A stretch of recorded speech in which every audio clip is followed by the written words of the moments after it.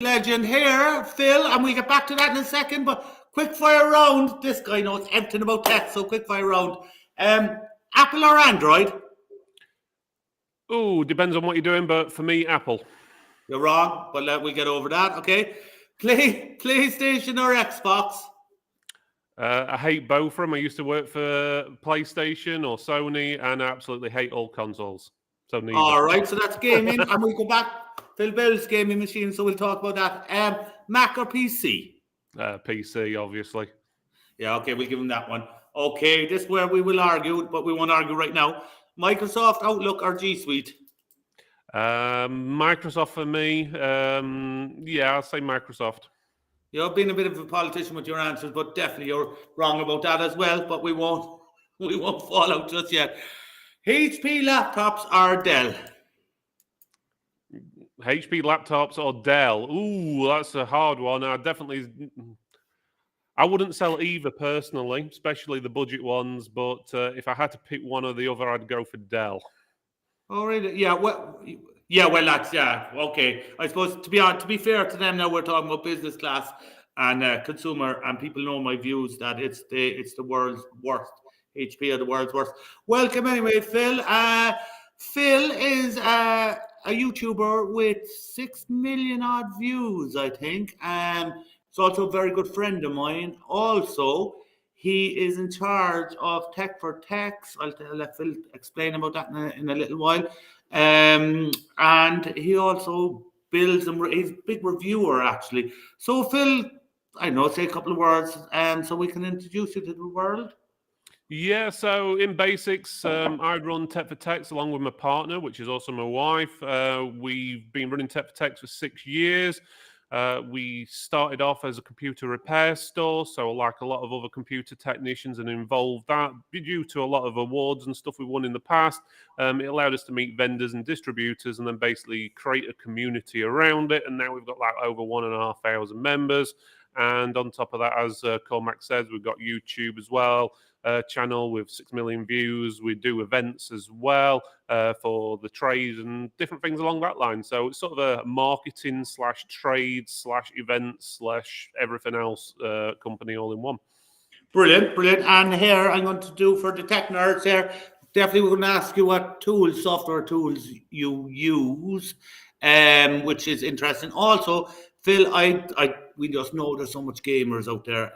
Tell me actually, go on, give us a 30-second thing about your own machine. What's in your own machine now?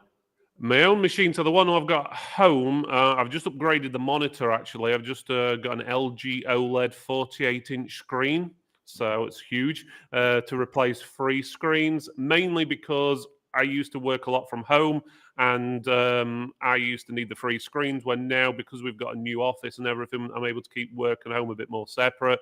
Otherwise, it's pretty much top of the line, top i9 processor, 13900K, about 64 gig of RAM, lots of storage, and a GeForce 4090, if I remember right. So quite a big machine.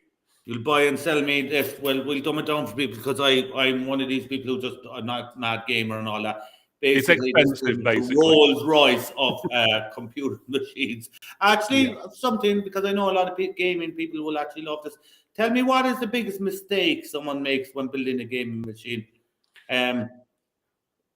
Well, if you're talking about like a home user sort of thing who would build them themselves, there's quite a few. I think it's usually compatibility, to be honest. They don't research all the parts. They'll have a look on a website and think, oh, this goes together with this. And a lot of times it doesn't. It might physically work, but there's usually a compatibility issue with generations, or it needs what's called a firmware or BIOS update or something along that lines to get it to work, or it's just plain not compatible. Otherwise, there's that many things we've come across over the years, from people breaking pins when they're trying to put in CPUs onto motherboards, static issues.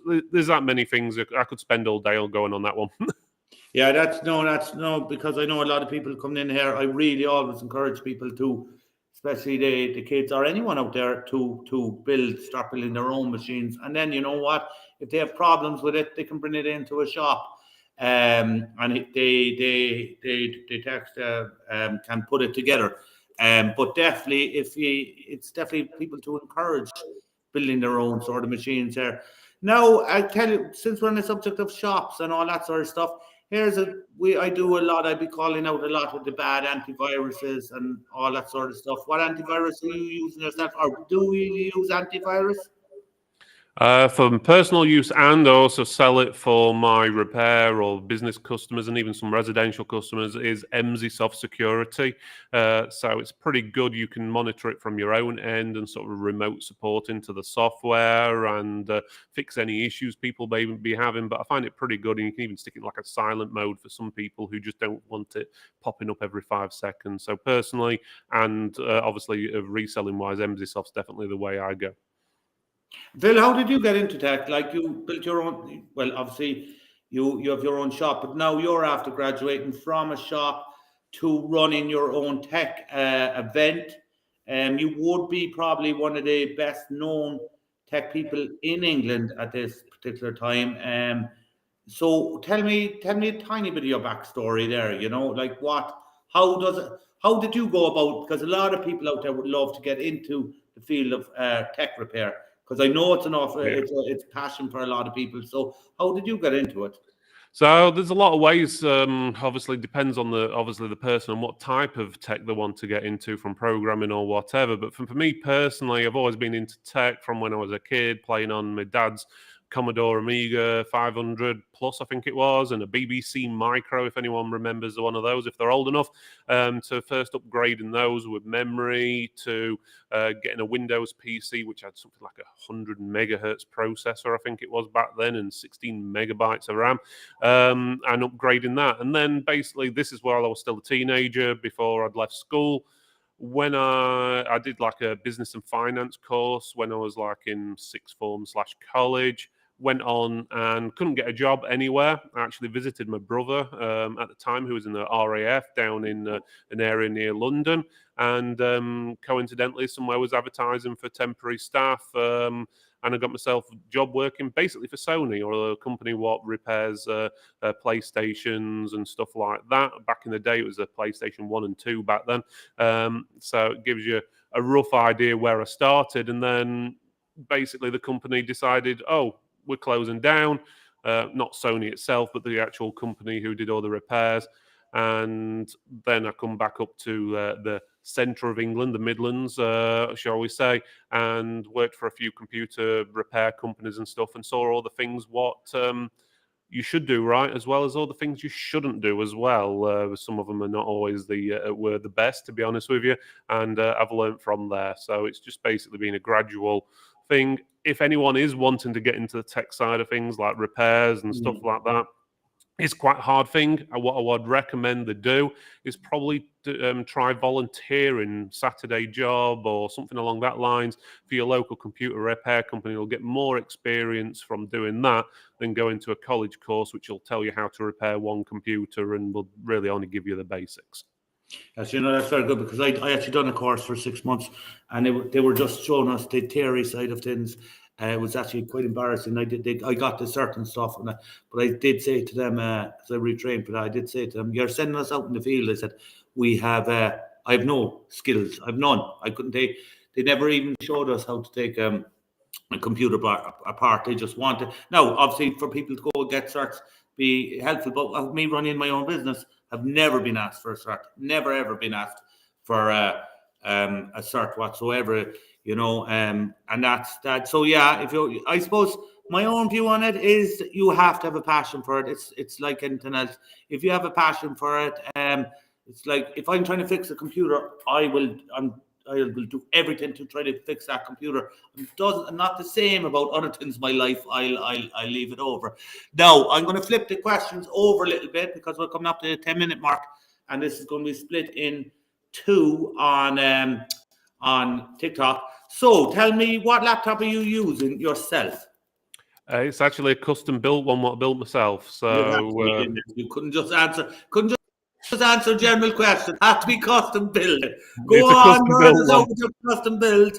So custom built, I built myself. So I can't really mention more than that. But to be honest with you, laptop I only use for basic stuff, when I'm going out and about, generally I prefer a PC any day of the week. Yeah, I too. I use a Dell actually 7280 or something, because it's just rugged. It's great. It's kind of flinging in and out of your car within reason, obviously. It's just perfect. And I'm very particular about typing. If I on my PC, everything has to be soft touch, the mouse, everything.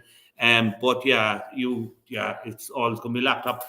And what phone are you using? Phone, it's iPhone 14 Pro, I think it is. Dan, tell I've me. actually got two. I've got a personal and a business. I think the Yeah. personal one is an iPhone 12, I think, but similar sort of thing. Yeah, I'm surprised that a person who loves tech so much like you are using iPhones, but we'll argue about that in a second. There's a reason, but we'll get to that in a few minutes if you want. I have two phones as well. And you all know I'll talk about this one.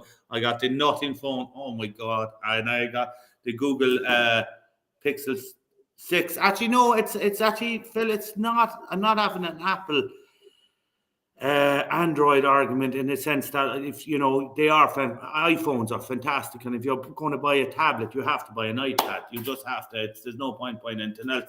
The only reason I'm saying, as a pure tech person, I thought it would be nearly too locked down for you, or am I just talking crap? Because I don't really do too much with my Android phones besides, I don't know, changing the icons and stuff. But you can't even do that with the iPhones, can you? Yeah, to be honest, I don't really go that much into it. To be honest, I just use it as a tool and not a Yeah. plaything. So if you can, maybe, but I don't think you can. For me, to be honest, the only reason I use an iPhone over an Apple iPhone over an Android is down to the software, what I use. It's probably changed since, but there were specific apps I needed for my business which were only available on Apple products and weren't on Android, so I went down that route. Yeah, to be honest, I'm only kind of trying to be slightly controversial on it. I think for my second phone, I will probably get an Apple phone. Tell me your house. Tell me, as a techie, do you have any mad techie things going on in your house? This is a leading question because I have Google Homes, which I don't even have synced, because once I go home, I don't want to do any more tech.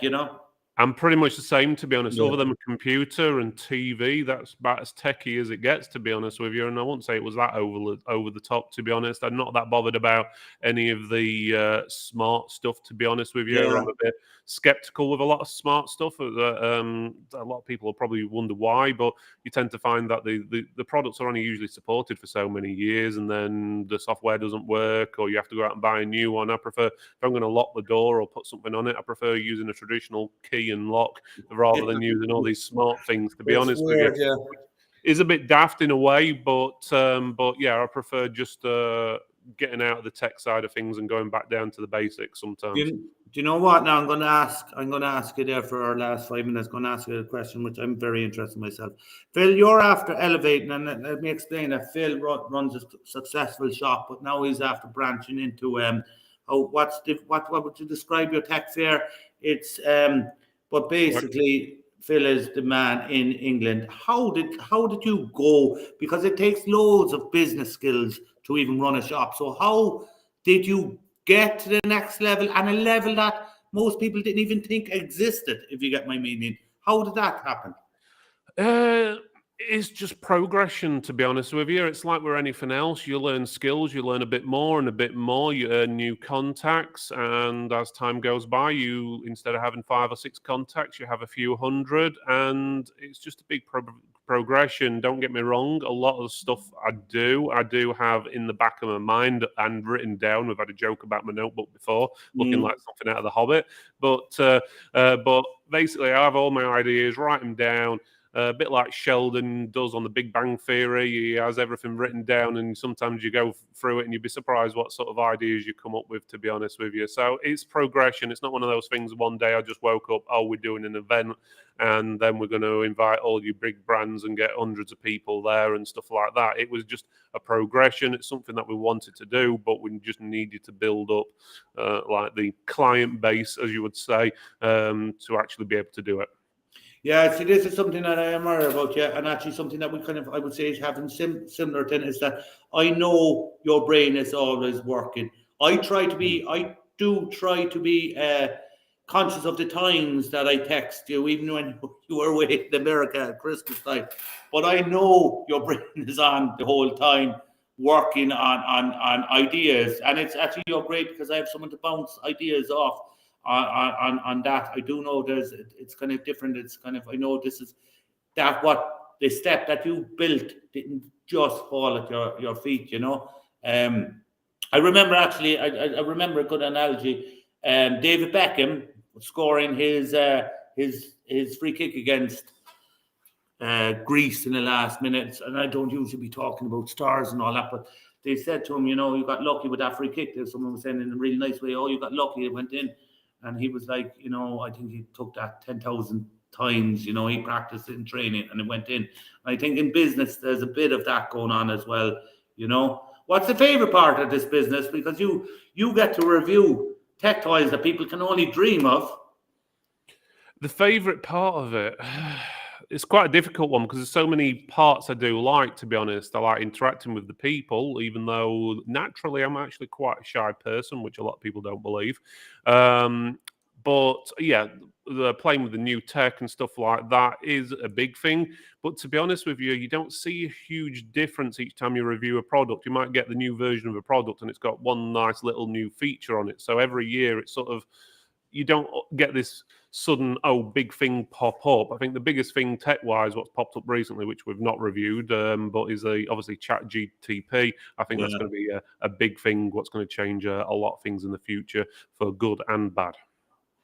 This is true. This is what I said, because there's plus to, like, even before I was starting this interview with you, now, was playing around with the toys, as in I was taking webcams out of my bag to play this and this, and you know, laptops come in and we can switch around laptops so much. But that is something that there is same about tech as well. You know, one laptop is the same as another laptop. The chat GPT, and it's interesting for you to say that from a person whose livelihood is made reviewing things. You have just said same.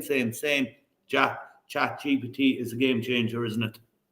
It is, to be honest with you. I can see it going either way. I think there'll be good things what come out of it, like with most technology, and there'll be bad. It's how it's going to be used.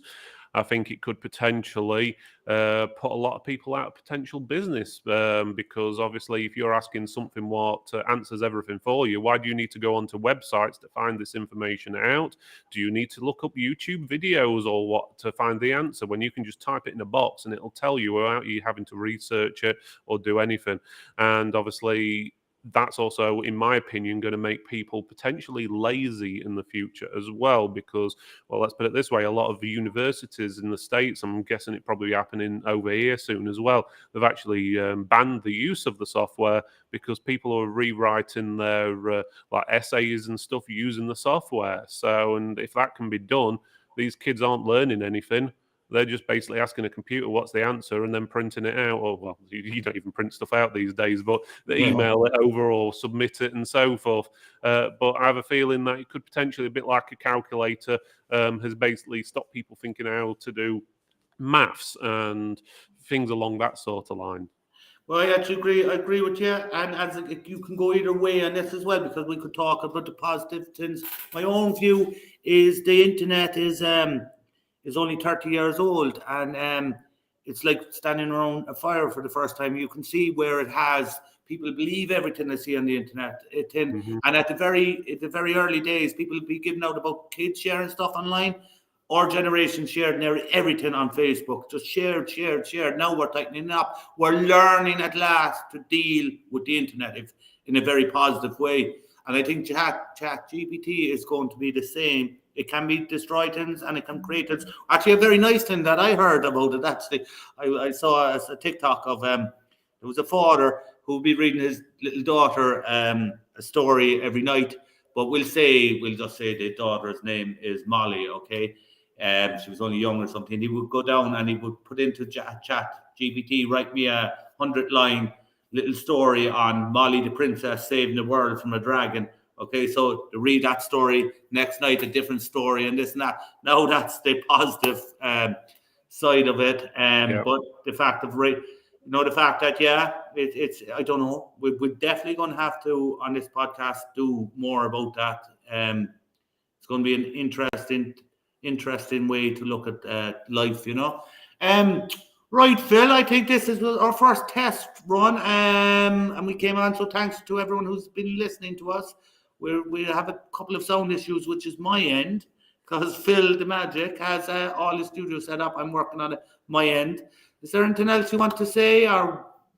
Not really, to be honest. Cormac, you did a good show for your first show, to be honest with you, and thanks for having me on and letting me be your first guest. And we'll actually finish on that. We kind of have to say this is a kind of Phil and myself are kind of, I'm the presenter, I'm doing the show, it's kind of my time, but Phil is behind it with Tech for Techs, and you'll be hearing more about Tech for Techs, and definitely look it up. And oh yeah, if there is people still listening at the end of this now, definitely for any shop owners and stuff, get on, have a look for the Facebook group Tech for Techs. It's good, yeah. Right, that's about it. So, lads, and next couple of weeks we're going to have some TikTok stars and all this sort of stuff. Phil, thank you very much indeed, sir. No problem. Thanks for having me again, Cormac. Brilliant show.